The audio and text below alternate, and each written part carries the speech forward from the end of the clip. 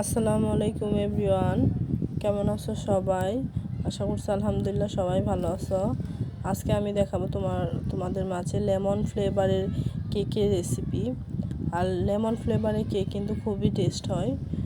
তো এই তো আমি শুরু করে দিলাম। এখানে আমি 80 গ্রাম ময়দা নিব। আর কেক বানানোর সময় কিন্তু ময়দাটাই ব্যবহার করতে হয়। তারপর এখানে আমি কাপটা মিউট করে নিয়েছি, কাপের ওজনটা। তো কাপের ওজনটা এসেছিল 25 এসেছিল, মানে 25 গ্রাম। তো কাপের ওজনটা আমি মিউট করে নিয়েছি। তারপর এখানে আমি 80 গ্রাম ময়দা নিব। আর কেক বানাতে হলে কিন্তু ময়দাটাই ব্যবহার করতে হবে। মানে আটা এখানে ব্যবহার করা যাবে না, ময়দা ব্যবহার করলে বেশি সফট হয়। তো এখানে আমি 80 গ্রাম ময়দা নিয়ে নিব। তারপর এখানে লাগবে কর্নফ্লাওয়ার আমি নেব 20 গ্রাম। আর চিনি নিব 100 গ্রাম। মানে কি অনেকেই চিনি বেশি খায়, মানে মিষ্টিটা বেশি খায়, আবার অনেকেই কম খায়। কিন্তু কেক বানানোর ক্ষেত্রে চিনির পরিমাণটা 100 গ্রাম দেওয়াটাই ভালো। আর এখানে আমি অল্প করে বেকিং পাউডারও দিয়ে দিব, কারণ বেকিং পাউডার খুবই, মানে ওটার কোনো পরিমাণ নেই। বেকিং পাউডার না দিলেও চলে, কিন্তু বেকিং পাউডার একটু দিয়ে দিয়েছি আমি। তো এখানে আমি কর্নফ্লাওয়ারটা 20 গ্রাম মেপে নিব এখন। তারপর ময়দা আর কর্নফ্লাওয়ার, তারপর বেকিং পাউডার, এগুলো সবগুলো একসাথে দিয়ে আমি এগুলো ভালো করে ছেঁকে নিতে হবে। তারপর এটা আমি এক পাশে রেখে দিব, ভালো করে এটা মিশিয়ে নিয়ে এক পাশে রেখে দিব। তারপর 2টা ডিম আমি নিয়ে নিয়েছি। আর ডিম কিন্তু ফ্রিজে থাকলে নর্মাল করে নিতে হবে। আবার অনেকেই এখানে 4টা ডিম ব্যবহার করে। 4টা ডিম দিলে হয় কি, মানে কেকের ওজনটা একটু বেশি আসে। আর কম, 2টা ডিম দিলে কেকের ওজনটা একটু কম আসে। তো আমি আজকে 2টা ডিম দিয়েই বানিয়ে দেখব কেকটা কেমন হয়। তো সফট কিন্তু 2টা দিলেও হবে, 3টা দিলেও হবে, 4টা দিলেও সে একই সফট হবে, কিন্তু ওজনটা কম বেশি হবে। তো তারপর আমি চিনিটাও মেপে নিয়েছি 100 গ্রাম। তো তারপর আমি এখানে ভালো করে এটাকে মিশিয়ে নিতে হবে, বারবার ব্লেন্ড করে নিতে হবে। তারপর এখানে আমি অল্প অল্প করে চিনি দিয়ে দিব, মানে 3বারে 100 গ্রাম চিনি আমি 3বারে ব্যবহার করব। তারপর এখানে আমি একটু পরিমাণ দুধও দিচ্ছি। আর লেমন কেকটা কিন্তু কেক তো অনেক ফ্লেভারের হয়, কিন্তু লেমন ফ্লেভারে কেক বানাতে হলে দুধ অল্প একটু দিলেই ভালো হয়। তারপরে এই তো আমি 3বারের বেলায় চিনিটা দিয়েই দিলাম। তারপরে দুধও আমি একটু মেপে নিয়েছি, দুধও আমি ভালো করে দিয়ে দিব। আর দুধ অনেকেই ব্যবহার করে না, কিন্তু লেমন ফ্লেভারে দুধটা দিলে খুবই টেস্ট হয়। তারপর এখানে একটু আমি তেল ব্রাশ করে এখানে একটা পেপার দিয়ে দিচ্ছি। এটা আমি এই যে কেকের যে মোল্ড, এটা আমি আগে থেকেই ধুয়ে পরিষ্কার করে শুকিয়ে রেখেছিলাম। তো এই তো আমার এটা হয়ে গেছে। এখন আমি এখানে দিয়ে দেবো একটু লেমন ফ্লেভার, একটু দিয়ে দিব এখানে। যেহেতু আমি লেমন ফ্লেভারই কেকটা বানাবো, এর জন্য এখানে আমি একটু লেমন ফ্লেভার দিয়ে দেবো। তারপরে এখানে একটু ফুড কালার দিয়ে দেবো। এটা গ্রিন কালার ছিল, যেহেতু আমি লেমন ফ্লেভারে কেকটাই বানাবো।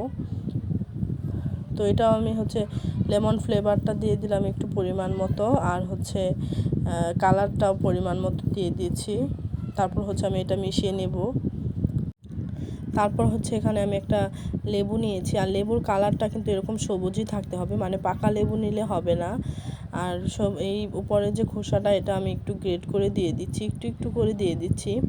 এটার জন্য কিন্তু ফ্লেভারটা খুবই ভালো আসে, আর এটা কিন্তু দিতেই হবে।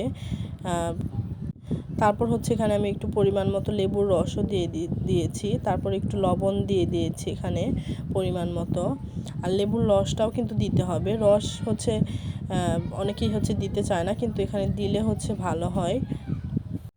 তারপর এখানে আমি একটু তেল দিয়ে দিয়েছি, মানে তেলটা অনেকেই দেয় না, কারণ কেকটা বেশি সফট করতে চায়।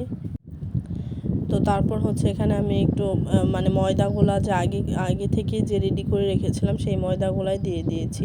তারপর এটা আমি খুবই ভালোভাবে মিশিয়ে নিতে হবে। এটা কিন্তু হচ্ছে যদি ময়দাটা হচ্ছে একটু দলা পেকে থাকে তাহলে কিন্তু হচ্ছে কেকটা বানানোর পর কিন্তু এটা মানে ভালো লাগবে না খেতে। তারপর হচ্ছে আমি দুধটা দিয়ে দিলাম এখানে। এটা খুবই ভালোভাবে আমি মিশিয়ে নিব কিছু সময় নিয়ে। আর পরে যদি হচ্ছে মানে বোঝা যায় যে ময়দাটা হচ্ছে একটু দলা পেকে আছে, তারপর হচ্ছে কেকটা হওয়ার পর কিন্তু মানে হচ্ছে খুব একটা ভালো লাগে না। সফট হয় ঠিকই কিন্তু খুব একটা ভালো লাগে না।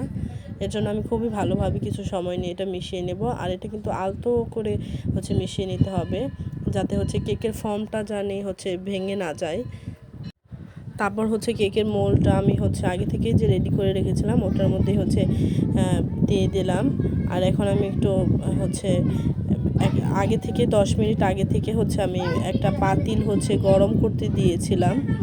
সেই পাতিলটা হচ্ছে গরম হয়ে গিয়েছে। এখন আমি হচ্ছে কেকটা এখানে দিয়ে দিব। আর পাতিলের ভেতরে হচ্ছে একটা স্ট্যান্ড দিয়ে দিয়েছি। তো তারপর এখানে আমি একটু হচ্ছে মোরব্বা দিয়ে দিলাম, এটার জন্য টেস্ট একটু বেশি আসবে। আর হচ্ছে আমি আজকে হচ্ছে কেকটা হচ্ছে ক্রিম দিয়ে হচ্ছে ডেকোরেশন করব না, শুধু এমনি কেকই খাবো, মানে চাক কেক বলে ওগুলাই মানে বানাবো আমি। এর জন্য একটু মোরব্বা দিয়ে দিয়েছি। আর ক্রিম কেক হচ্ছে আরেকদিন একটা রেসিপি দিব। তো এই তো আমার হচ্ছে পাতিলটা গরম হয়ে গিয়েছে। এখন আমি এটা রেখে দিব 25 মিনিটের জন্য। তো তারপর হচ্ছে 25 মিনিট পর ফিরে আসলাম। এই তো আমার কেকটা কিন্তু খুবই সফট হয়েছে এবং হচ্ছে ফুলেও হচ্ছে অনেক হয়েছে। তো কেকটা আমি এখন বের করে নেব। এটা কিন্তু খেতেও খুবই টেস্ট হয়েছিল। আমার কাছে তো খুবই ভালো লেগেছে এবং বাসার সবাই পছন্দ করেছে। আপনারা এভাবে ট্রাই করতে পারেন।